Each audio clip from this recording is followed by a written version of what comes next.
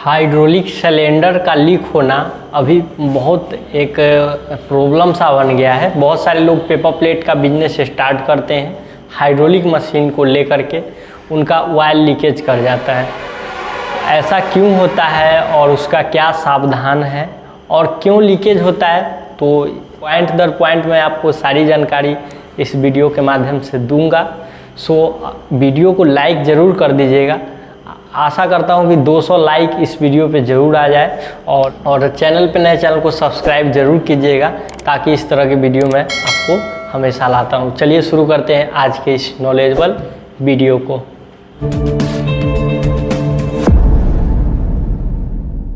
कुल 3 पॉइंट में आपको ऑयल सील के बारे में, उसके प्रॉब्लमों के बारे में सारा डिटेल से समझाने वाला हूं। जो कि फर्स्ट पॉइंट में मैं आपको बताऊंगा कि ऑयल सील आखिर होता क्या है और ऑयल सील का नंबर कैसे पहचाने।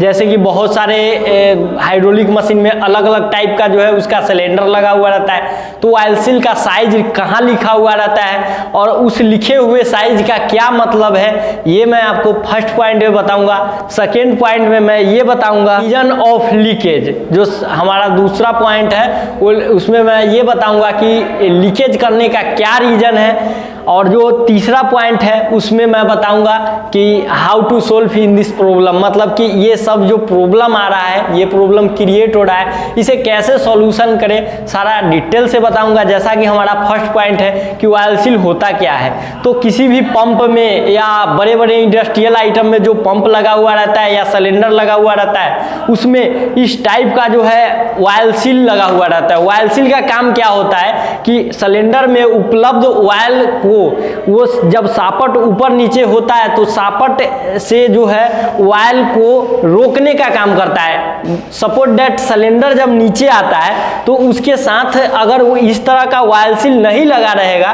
तो क्या करेगा कि सापट के साथ साथ बहुत सारा ऑयल जो है लीक हो जाएगा, यानी कि गिर जाएगा। इसी के रुकावट के लिए जो है इस तरह का ऑयल सील उसमें लगा हुआ रहता है। और ये सब एक पैकेट में आता है, जो कि मैं अभी पैकेट फाड़ कर ये खरीद कर मैं आप लोगों को जो है बता रहा हूं, इसके बारे में समझा रहा हूं। और इस ऑयल सील को आप कैसे चेंज कर सकते हैं, कैसे मंगा सकते हैं, वीडियो के अंत में मैं ये भी आपको जानकारी दूंगा।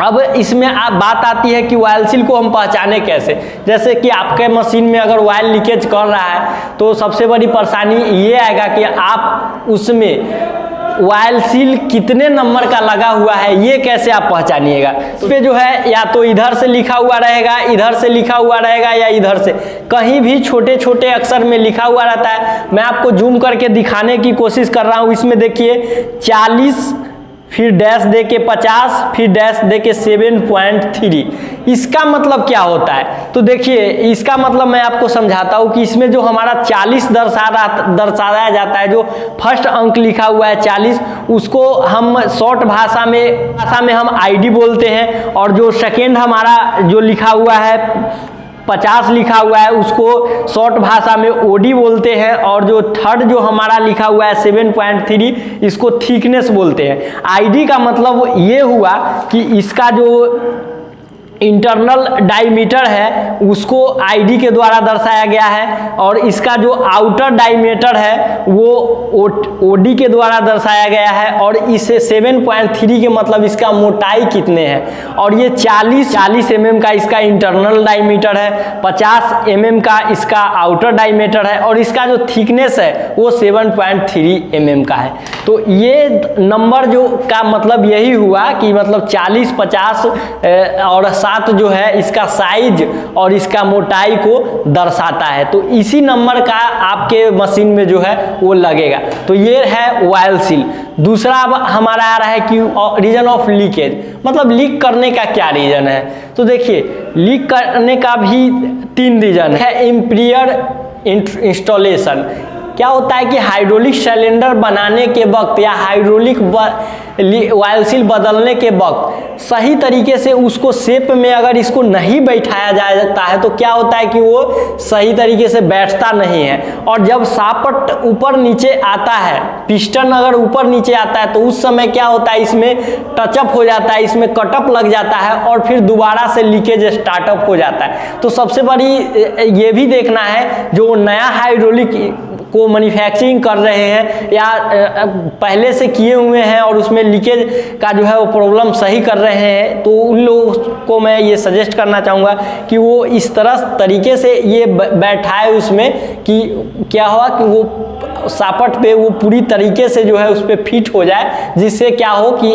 पिस्टन को रनिंग के वक्त उसमें खरोच नहीं आए। दूसरा जो है वो शाफ्ट डैमेज, हाइड्रोलिक में जो पिस्टन लगा हुआ रहता है उसमें किसी तरह का डैमेज आ गया, खरोच आ गया, वो खरोच क्या बन जाता है, आप मान लीजिए किसी भी लोहे पर अगर आप छेनी से मारते हैं और उस पर अगर इस तरीके से अगर हाथ इस तरीके से अगर उस पर हाथ ऐसे कीजिएगा तो क्या होगा, आपका हाथ कट के ब्लड देने लगेगा। सेम उसी तरह क्या होता है कि ये जो है इसी में इस तरह से सापट लगा हुआ रहता है, जब ये ऐसे जाता है और इसमें अगर खरोच रहता है तो इसको क्या करता है, वो कटिंग कर देता है, जिससे उसी रास्ते से जो है क्या होता है, ऑयल लीकेज हो जाता है। तो सबसे बड़ा प्रॉब्लम ये भी है कि सापट जो हमारा है वो डैमेज नहीं होना चाहिए। और जो थर्ड है वो है पुअर क्वालिटी, मतलब अगर ऑयल सील कभी कभी क्या होता है कि हर चीज़ मैन्युफैक्चरिंग है, सपोज डेट आप पेपर प्लेट का ही दोना थाली नाश्ता प्लेट अगर आप मैन्युफैक्चरिंग करते हैं तो उसमें क्या होता है कि एक आध पीस डैमेज हो जाता है, मतलब तो क्या होता है कि ये रबर की तरह इसमें लचक होना चाहिए, तो कभी कभी क्या होता है कि ये जो है ये कुछ हार्डनेस इसमें आ जाता है, जहाँ ये बनता है उसमें मटेरियल ज़्यादा हो जाने के कारण हार्डनेस आ जाता है, और हार्ड होने के कारण ये सही तरीके से जो है उस पर नहीं बैठता है, जिस वजह से क्या होता है कि ऑयल लीकेज का प्रॉब्लम आ जाता है। पॉइंट में मैं रीजन बताया हूँ कि ऑयल लीकेज क्यों करता है। और हमारा लास्ट जो है कि how to solve in this problem, अगर आपको हाइड्रोलिक मशीन में इसका प्रॉब्लम आ रहा है तो आप फाइनली सिलेंडर को खोल के और उसका पिस्टन निकाल के, और ये आप ऑनलाइन व्हाट्सएप के थ्रू आप मुझे नंबर बताइए, भारत में आप कहीं से भी है तो मैं आपको कुरियर के माध्यम से भेज दूंगा। आप सिर्फ व्हाट्सएप, ओनली व्हाट्सएप, इस पर कॉल मत कीजिएगा क्योंकि बहुत सारे लोग मुझे कॉल करके परेशान कर देते, सो आई रिक्वेस्ट कि आप इस पर व्हाट्सएप कीजिए। व्हाट्सएप पे आप मुझसे सवाल पूछिए, मैं आपको जवाब दूंगा।